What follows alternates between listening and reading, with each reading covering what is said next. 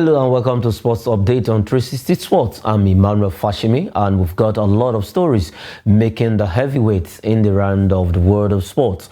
And like I said, we will start from the home scene, and then we'll go to Europe and every other continent of the world where it is happening on 360 Sports this lovely day. Let's go straight to the World University Games, where the first batch of athletes actually left the shores of this country. That is from the Murtala Muhammed International Airport yesterday for the World University Game. The first batch, that's the first batch of teams, athletes that will be representing Nigeria at the World University Games. That will be happening in Chengdu, China. That will be starting on the 28th of this month, and we are going to compete in almost about several different sporting events. We have a total number of 75 students that will be representing Nigeria. They were picked from 22 universities across the country, both state and federal universities and private universities.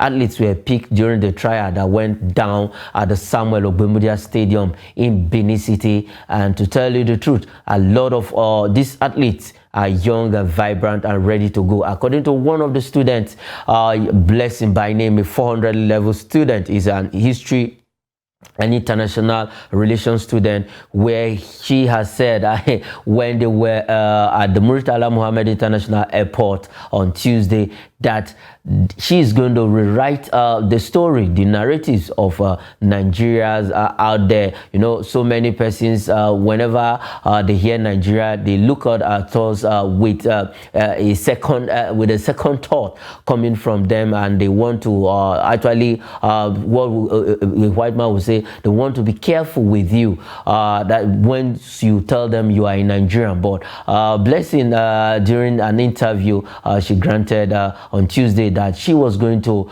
represent Nigeria, showcase our cultural heritage in China, and we believe every other athletes that will be representing Nigeria in Chengdu, China, will also do the same with Blessing. But sincerely speaking, we'll be participating in swimming, judo, taekwondo, and other sport athletics. That is the track event, and also the field event. We have the long jump. So a lot of our students will be doing us proud right there in Chengdu, China. Like I said, we start starting on the 28th of July. It will run through the 8th of August 2023. And to tell you, I believe these students are ready. The second batch of athletes will be leaving the shores of this country this morning from the Murtala Muhammed International Airport, and that is where they will be leaving from. And then the first batch, like I said, they left the shores of this country from the Nnamdi Azikiwe in Abuja here, and the second batch will also join them. So good one coming in from our students that will be representing Nigeria at the World University Games. 75 students will be making the nations proud in seven different sporting events: swimming, taekwondo, judo, athletics, that is for the track and field event. We have also for the long jump and high jump, and then probably let's see if we can actually get laurels in this event. Thank God, at some point, because of paucity of funds, these students wouldn't have been able to go to China, but I think rescue came in, funds were made available, and we now have this student, because we would have missed this. How wish funds were not made available. But the truth is, how motivated are these students going for this event? We said this on this show sometimes ago. Is the school actually supporting them? Because I for one actually faced some challenges when I was doing sports back in school. A lecturer called me and said, "Are you here in school to do sports, or you are to study?" And I answered the lecturer, "I'm here to do both sports and study." study. That is why I'm in school. And the lecturer felt he was angry with my response. But at the end of the day, I think that is what I actually wanted. It gives me joy participating in sporting activities, and I know how many Nuga games I attended during my time in school. So the truth is, how motivated are these students? Some of them will go and come back, and they'll come and meet pile up of carryovers, which is not a good one. These are students who has gone out of the country to represent Nigeria. I think they should be treated very well. They should be given time to also study and meet up with every other academic work they left behind. But it's good that we're not having our students going to Chengdu, China to represent Nigeria. 75 in total will be going in 7 different sports. And I believe with the level of preparation, they will do well in Chengdu, China. The positive vibes coming from some of the athletes I saw in them, it's welcoming. It's a welcoming development. It's positive. They are in positive mood. They are happy. And you know, when an athlete is happy, he or she is ready to give his or her 100% in any of the sporting event he or she is going to be participating in. And let's quickly go straight to Plateau State, where Abba Michael will be joining us via Zoom to react to this. Our first batch of athletes left the country on Tuesday for the World University Games that will be happening in Chengdu, China. Michael, welcome to the show. Yes, good morning. It's a morning coming with good news. I'm so happy that at last the contingent for the World University Games finally departed against all odds. A few weeks back, we heard due to logistic issues, due to paucity of funds, the movement may be truncated, but we are glad that the government of Bola Ahmed Tinubu was able to put things together and, of course, ensure that the athletes, after adequate preparation, departed for Chengdu, China. So it's good news for us. Personally, it's a good news for me because my own younger brother is a coach of the badminton team leading the Nigerian contingents to World University Games in China by name Nejo Abba. He's my immediate younger brother. He's presently, I think, in China ready for the World University Games. So it's a good thing also for my family, not just for Nigeria at large. We just pray and hope that these athletes are not old, because we know that we're always having issue of allowances not being paid. I pray that will not be an issue, and the athletes will be able to focus, play their games, knowing that their allowances are guaranteed. So we are happy that the contingents finally made it. Okay, we are all happy. I'm also happy that the contingent finally made it. The second batch will be leaving on this day. I think they will be at the airport as we speak right now, preparing themselves to leave for China. China is not maybe some hours journey. It's a full day. I think you have to fly for 24 hours before you get there. But the first batch must have arrived this morning in Chengdu, China. And the second batch will also be leaving this morning for China to complete order. 75 students in total will be representing Nigeria, cutting across 7 different sporting events in the World University Game. Congratulations to them ahead for their performances, and we hope that they are not being owed their allowances, and when they come back with good news, with medals, whether they win medals or not, they should be given a very welcome handshake, because it's not easy to go out there and represent your darling country. And that is what these 75 students will be doing in Chengdu, China. Let's leave that story and head straight to Rwanda, where Nigeria yellow and green cricket under 19 team, for the second match again, they have failed to secure any point or to even win at all. And this time around, they lost to Uganda by 30 runs in that particular game. They did not live up to expectations. 30 runs they lost to Uganda after they lost their first game to Sierra Leone. Now their second game, they've lost it also to Uganda. And this was a team they beat few months back when they came to Nigeria for the ICC cricket event. That is the under-19 event here in Nigeria. And now I think the Ugandans have actually taken their own pound of flesh and they thumped us by 30 runs. And it's not looking good for our under-19 cricketers, because their next 3 games, they need to win it for them to have a chance to qualify for the Division 1, where they will now play other teams to qualify for the World Under-19, ICC Under-19 Cricket World Cup proper. But we've lost our second game. After the first one, the coach said they are going to make some changes. Now again, he has said they are positive. I think they are not getting it right, Michael. Yes, they are definitely not getting it right. It's obvious that the coach is having selection headache, putting the right players in place.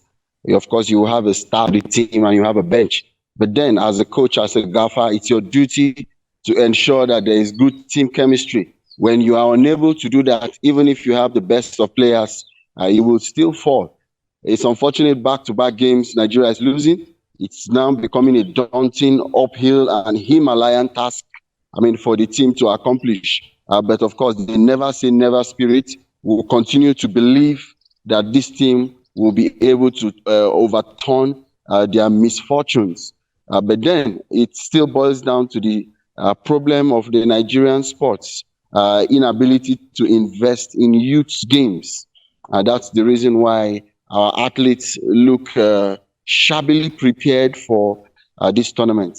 The World Cup qualifier will be a pleasant surprise, going by the first 2 performances of our athletes.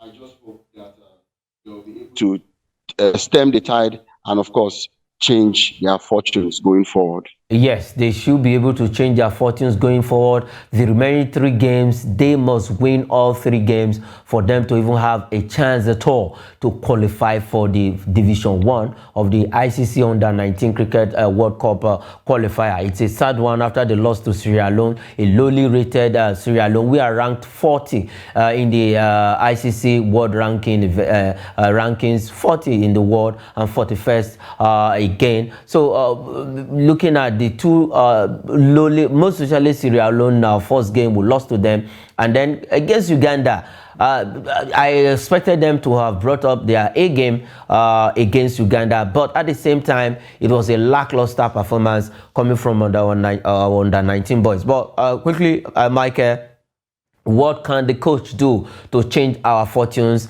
in the remaining 3 games? Yes, I think he needs to charge the players to concentrate, because if you look at the details of the game against Uganda, you would see that midway through the second period, they lost concentration, and then Uganda ran riots and then ran the team down with 39 runs. The team needs to focus, stay in the game. This cricket is not a game where you allow yourself to lose wickets easily. The coach has a lot of psychological assignment on these players, which is to ensure that they are psychologically prepared and mentally stable enough to remain to be able to hold their ground as the next batch of games unfold. As the next matches unfold, I think he needs to psych these guys up. They are young, under 19, and I can tell you they have of that true age. There's no overage cricketer in that team. I saw them during the preparation, and the youngest among them, this team was Lukman, who was 14 last year, and he was made the captain, and I think he's 15 this year already. And let's see how they can actually come back together, correct all their errors in the remaining 3 games, and get it right, so that they can qualify for the Division 1 ICC Under-19 Cricket World Cup qualifying series. We need to be at the World Cup. That is the goal. That is the ticket. Coach, is actually listening to us, and I believe he's going to do the needful. Let's leave Rwanda and go straight to Australia, where matches have been going on from match day 1. It started on the 20th of this month, and we've had match day 1 wrapped up in Group H. That was on Tuesday, and then match day 2 kicked off in Group A also on Tuesday, and we'll have some results coming in from Australia, where Philippines, actually a debutant, got their first ever win in FIFA Women's World Cup, where they pipped co-host New Zealand 1-0, and Switzerland and Norway ended it on a goalless draw to throw Group A open. And then we have Colombia, Caicedo, the 18-year-old. I remember this lady against Nigeria at the Under-17 World Cup. She was a pain on her neck at the Under-17 World Cup that happened in India. Though we lost to them to, I think, penalty shootout, we came back with bronze. So she was instrumental. She got the second goal for Colombia, and then they beat South Korea 2-0. It ended, and Japan, as early at the early hours of this morning, also beat Costa Rica 2-0. It ended. Costa Rica, as it stands right now, they are out of the World Cup after they lost their first 2 games back-to-back. They lost, and as we speak, Spain is actually dealing with with their counterpart. They were 2 goals up in the first half before I came into the studio. But Michael, look at this result. Surprisingly, Philippines got their first ever win in FIFA Women's World Cup. A debutant beating a co-host. Yes, of course. Personally, I'm happy for the Filipinos. Yours truly, Mike Hidoko, was in Philippines for 2 years, between 2014 and 2016. I was in Philippines and I was in Malaysia. I was in Hong Kong, where I did my master's. So I'm also a citizen of Philippines. It's also a victory for me. It's my second country. But then we need to know that Philippines are more of a basketball team than a football team. You see them blossoming more in basketball than in football. But it's a good thing that they're beginning to pay attention to football, which is the most embraced sport worldwide. It's a big victory. I trust my Filipino stations, GMA and the rest of them. The women's victory will be all over the tabloids, all over the news. They know how to celebrate the smallest of victories. That is the country I've been to and I know very well. So I'm happy for them. Okay, for the Filipinos, they did a very great job by getting that win against New Zealand. Good one coming in from there. And then for Costa Rica, where they have to just put their acts together and qualify for the next FIFA Women's World Cup again. We know that in all of the teams that have played so far, especially the African teams, it is only Nigeria that have that have gotten something. Morocco were lashed, were trashed. It ended 6-0 on the evening. And then for other Zambia, the same thing, also lost their game, their first game 5-0. It ended. South Africa 2-1, and then 5-0 it ended. 4-0, okay, 4-0 it ended. And then we have other teams also, other African teams. Okay, Spain is 4 goals up.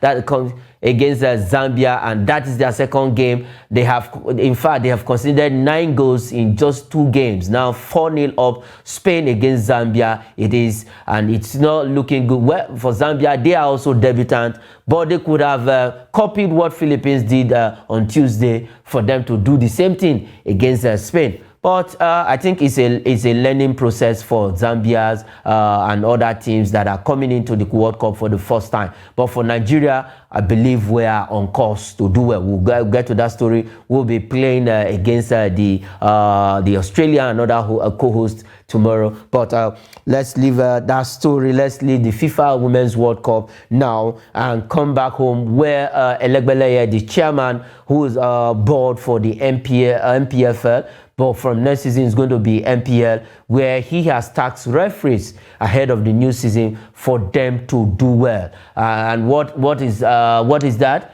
He's telling them to officiate good matches. Why I personally have given our referee last season, I gave them 80% for their officiating, though we still have some little errors. Human errors cannot be taken away from officiating, but at the end of the day, they were able to give us the best of the officiating last season. And Michael Elegbeleye, after seeing what these referees did last season, he's taxing them to do more and do better this coming season. Yes, of course. The interim IMC did a great job. For the first time, I would give the officiating a pass mark.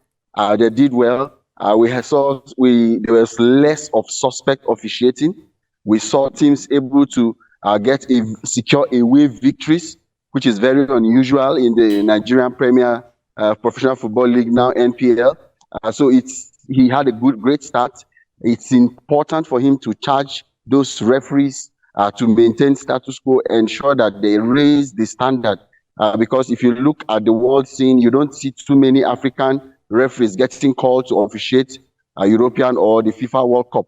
So, but by the time we begin to get it right, I think Benga has started well. The referees should just build a momentum from the way they have started. I believe the standard of our league, the profile and pedigree of our league will be raised to higher heights. Yes, the standard and the profile of our league will be raised to the higher standard because of what these guys did last season. NRA, that is Nigeria Referee Association, and the MPFL board, it was IMC last season. They actually worked hand in hand to give us the best, and the officiating was top-notch. I personally, like I said, I gave them 80% of good officiating from the referees, and they should just dwell on this and improve. And then the little mistakes noticed last season should not repeat itself this new season that is coming, and then we can have, like I said, every other countries we want to come to Nigeria and play football. And then for our referees, we'll also be getting call-ups to come and officiate in FIFA event, CAF events, and that is what we want. They should take a cue from Patience Madu is her name. She was one of our top-notch referee in Nigeria. An update reaching me live in the studio is that the game between Spain and Zambia Spain is 5-0 up against Zambia. I don't know, maybe before the end of that match it will get to 8-0, or at the end they will maybe 10. Probably Spain will actually maybe add maybe add extra 5 goals to make it 10-0. But Michael, quickly, let's just switch over to this. Zambia, in 2 games they've conceded 10 goals. Yes, of course. Zambia have been spelled at the FIFA World Cup. This is I wouldn't call it shameful. They are debutants, and being a debutant comes with a lot of teaching problems. It just shows that they need to go back to their drawing board. Of course, we saw also Morocco getting whitewashed by Germany or so. It's just the Nigerians, the Super Falcons, that have refused to bow to the Olympic champions in Canada. But I think Africa, it shows that the level of Africa is still behind. Africa needs to do a lot in order to meet up with the rest of the world in terms of women football. But so far, I think the Super Falcons are gradually getting there. They have the sheer determination, have been to every edition, and their experience is of course, evident. By the time Zambia has 2 or 3 more appearances in the World Cup, I believe their performance will be better than this. So let's not laugh at them. Yes, let's not laugh at them. Maybe when next they go, they will not be conceding goals the way they are conceding with reckless abandon right now. But let's leave that story and then go straight to Spain. Yes, Spain is on your screen in Group C, 5-0 it is, and the match has not ended. It's 87 minutes. Okay, maybe they still have within 2 minutes. 3 goals, 5 goals can come in, but let's see if Zambia will actually say, okay, enough is enough. Like I said, we are still going back to Spain, where our own Nigeria, it concerns in Nigeria right now. Kenneth Omero, I said, okay, my time in Spain, thank you. I am going back to Turkey. He has played in Turkey before, and now he has headed to Kasimpasa, where he has actually put pen to paper for Kasimpasa. Kenneth Omero started his footballing career in Chelsea as a teenager and then he was loaned out. He has gone far and wide, and now he has headed back to Turkey. That is Kenneth Omero. Abba Michael, I don't know if you actually support this move for Kenneth Omero. Yes, of course, I support the move for Kenneth Omero. He has been known as a journeyman, signed by Chelsea several years ago, but he has been embarking on European tour. It's a life he's used to already. So putting pen to paper to a different team doesn't really look strange or look new, because we know him as one who has traversed the globe, of course, in search for playing time. And I'm glad that he did well for the Super Eagles, and he's still able to maintain a high level of football as a solid defender in the last 12 years. I believe he has had a successful career, and this is just another step for him. I think I'm giving him my go and, of course, my yes. Okay, your go and yes. Like I said, Omero's who is set for the medical. Also, as Samuel Chukwueze is right now in Italy, ready for AC Milan medicals also, because he is close to putting a pen to paper with AC Milan after some issues came up that AC Milan will not be able to sign him any longer, but they went ahead, and after negotiations, after agreeing on terms and whatever, now Samuel Chukwueze in the few days to come will be announced as AC Milan player, and he has gone to join his friend and brother in Italy. Abba Michael. Okay. Yes, of course. It's a good thing for him. We also heard that one of the Saudi billionaires are also in search for his signature. I think he should try and put his ear down. If that is actually true, let him go and quadruple his net worth.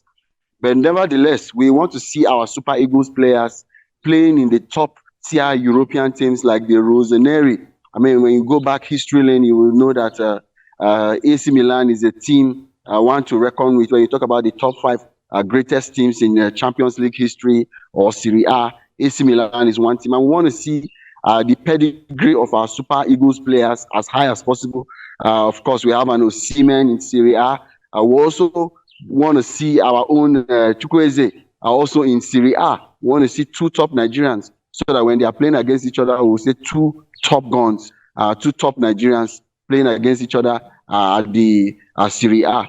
And of course, we're also happy for him. He's one of the most creative wingers for Villarreal in Spain last season. When you talk about top 5 most creative midfielders, you will put his name there. When you talk about creating dangerous passes that will lead to goal, he's there. 6 goals, 4 assists, 17 shots on goal. I think it's not a bad one. He's going for the fee of about £20 million. It's a good news, not just for him, but for Nigeria. Yes, a good news, not just for him, but for all Nigeria. I hope and pray he goes there and perform better than the way he was with Villarreal. Abba Michael, that is where we'll leave it on the show 360 Sports. Thanks for joining me on the show, Michael. Okay.